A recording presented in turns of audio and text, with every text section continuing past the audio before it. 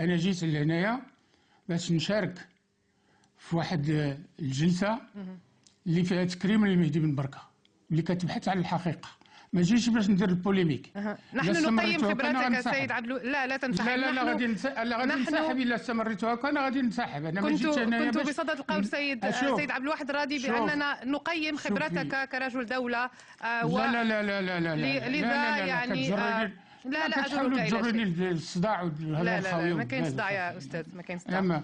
انا ما غاديش، ما يمكنليش نستمر. تفضل كمل الفكره ديالك. الجو هذا انا منين هضرتوا معايا وقلت له بغيتيني نشارك، قلت لهم انا هذا وجه لوجهك انا ما قابلوش. انا ما جيت نتواجه مع حتى شي حد.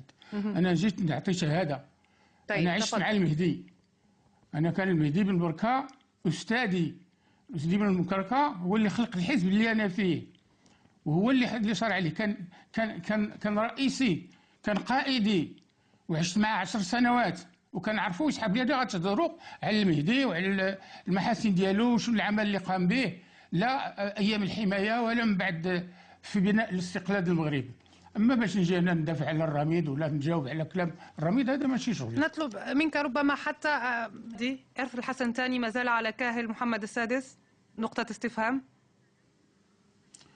شوف لا أنا كنت في المعارضة 40 سنة، وعارضت الحكومات من 1960 حتى الحكومة ديال السي عبد الرحمن ديال التناوب، وقلت رأيي ورأي الحزب ديالي في الشؤون ديال المغرب. ولكن اليوم أنا ما مستعد شيء في واحد القناة دولية اللي كتصوب في العالم بأسره نجي هنا ندير المحاكمة لبلادي.